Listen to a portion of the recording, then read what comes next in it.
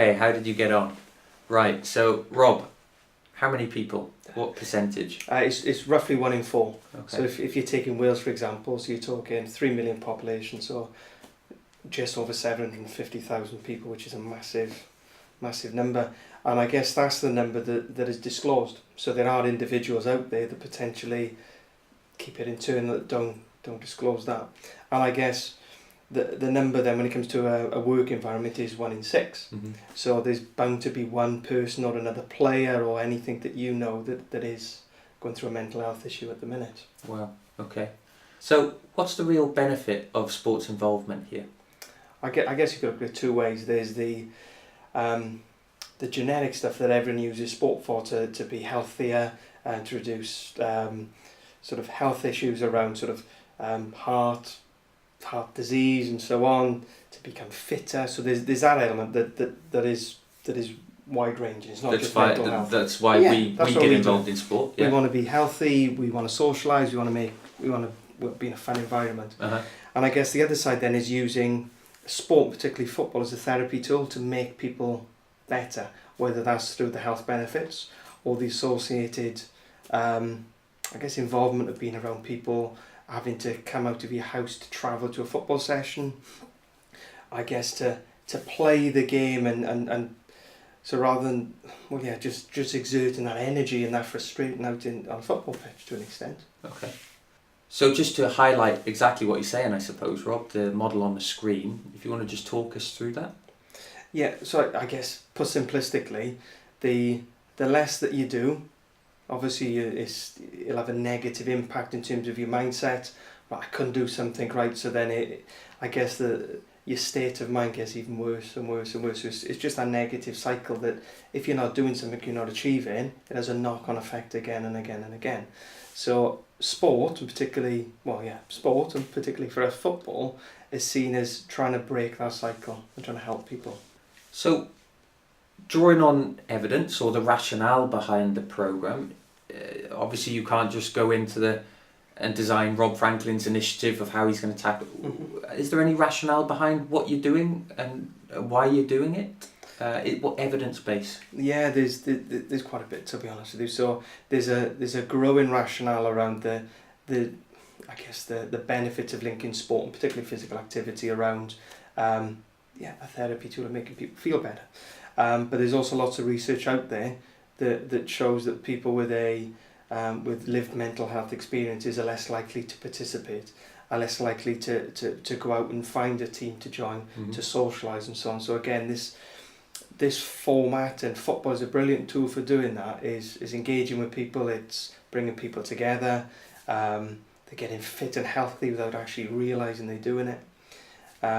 So lots of the work that we're doing is going to hopefully show the impact of what sport can have on one's physical well-being, but also their mental well-being. And of course, when you were at the very beginning of this process, before you launched the initiative, and when it was at its concept stage, mm-hmm. you needed to have a very clear understanding of the rationale of why sport, football, I suppose, could potentially be a support tool or support mechanism. Very different to other types of the game. So if we were developing a girls' football session, it's quite easy to come up with a concept and, okay, we know there's a lot less girls playing, let's go and do this. But in terms of mental health, because there's that clinical side, uh-huh. It's a different market, different ball game, I guess you could say. It was speaking to the likes of Public Health Wales, local health boards, time to change, the experts in the field around, I guess, what do you want, what do you perceive are the issues, in terms of the demographics of Wales, where are the hot spots, I guess, in terms of where's the need. Mm-hmm. So we could have put a session, for example, in, I don't know, we could have said Swansea City, for example, club name, great, fine, but then that might not have been the right place to place the football session. So the clubs that we've worked with at the minute, I guess, are the top in terms of the greatest need. Mm-hmm. And the nice thing is there are football clubs throughout the country, so we can link the football clubs, the badge, the image of playing for the club, hence the reason we wear the same shirt, to the initiative, to the football club. So you said hence we wear the same shirt, and it's a very catchy slogan. So there's a real purpose behind that slogan, is there? Yeah, I guess if you think about it, if you play for Wrexham Football Club and you play for the academy under 10s, or you play for the girls team, or you play for the learning disability team, you're all wearing the same shirt. So I guess the concept is to capture that. You're part of one club, you're part of the football family, we're all in this together, so we all wear the same shirt. Everyone has an element of mental health. Right. It's how you deal with it, and if you can overcome some of the issues that you're experiencing. So we're all on that continuum. Where we are is we're all at different stages, but yeah, it's about a collective. We're one club. We're all inclusive. Let's get through this together. And that's really interesting, because that's been a common thread throughout this module, is the power of the badge and the community cohesive feeling within a community club environment, about bringing people together. It's very interesting that this program is the real embodiment of that, almost. Yeah, I think so. Okay, so moving on to the outcomes. Yeah. What is it you're trying to achieve? A couple of different things. So we've got the global picture. We want more people participating in football from our perspective. More regularly, more often, and that doesn't have to be a player. That could be a coach, volunteer. As long as you're part of the football family, that's what we're trying to achieve. And I guess then from a time to change perspective, it's breaking down those barriers. So breaking down the barriers to talk about issues that individuals might have, but also some of the barriers that stop people playing sport. So they're kind of the overriding objectives of the initiative. And obviously underpinning that will be making sure that the volunteers and staff that deliver the sessions at the football club are upskilled and they know what they're talking about.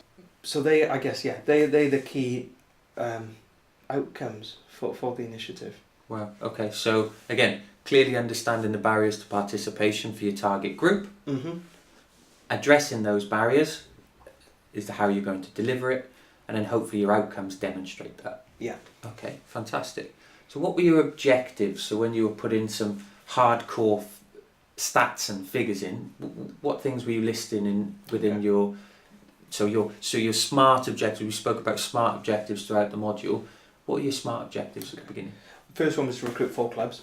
Right, okay. So when they run, we run 2 to start with, and then 2 other clubs come on later on in the programme. So we had Merthyr and Newtown in year 1, which was launched last November. Okay. And then Wrexham and Newport County come on just after the Euro, so July sort of time. So you chose 4. Why did you only choose 4? Why didn't you choose 50 or?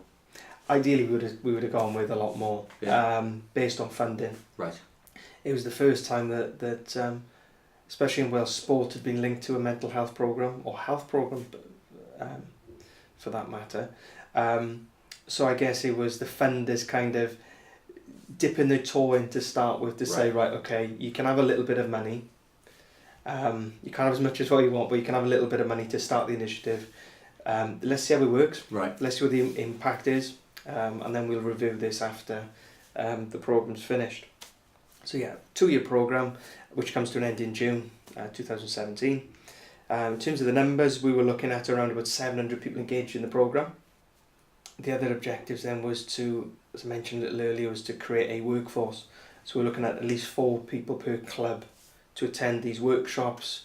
It would have been, it's bespoke in nature, so it talks about, I guess, the signs and symptoms, what to expect. Okay. Talked a little bit about mental health first aid, and then we brought in a champion, a time to change champion, then who talked about lived mental health experiences, what basically their life, what experiences they had, how they overcome certain things, where they are now, and I guess putting things into reality. This is how it is out in the field, as opposed to just a lecture. This is how it could look. This is real life. This is what happened. So that person with lived experience, was that per project, or was that overarching one person for the whole 4 clubs? It was relevant to the area. Ah, right, okay. So they're localish to where the project was taking place. So they'd have an affinity of, I guess, the individuals, because everyone was different. Central Wales was totally different to Wrexham, and so on. So they know the demographic of the area, and they can relate to some of the projects, or they'll know some of the clubs. Mm-hmm. Right, you'll now see a video, but following the video, what I'd like you to do is a 15-minute task. I'd like you to identify the various ways in which Rob and his team would have measured the impact of the programme, and also the methods of the ways in which they would have measured the impact. Okay? So about 15 minutes you should be able to complete that task, and then we'll come back to you.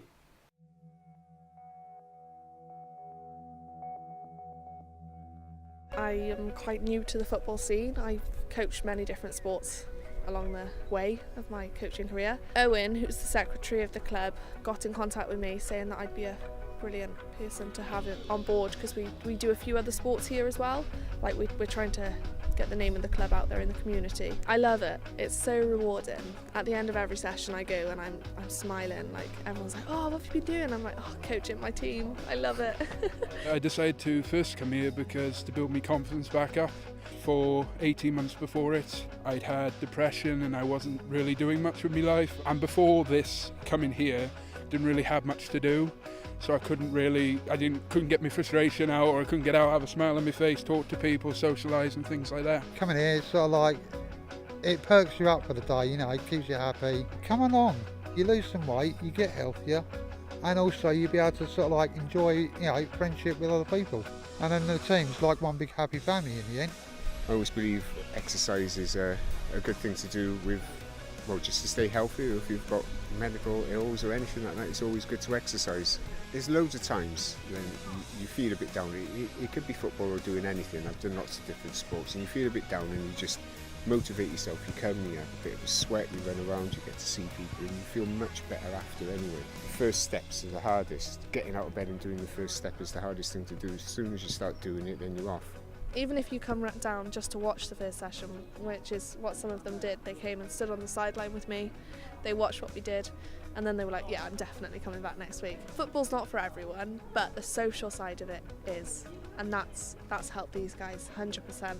If you are thinking of coming down or anything like that, just do it.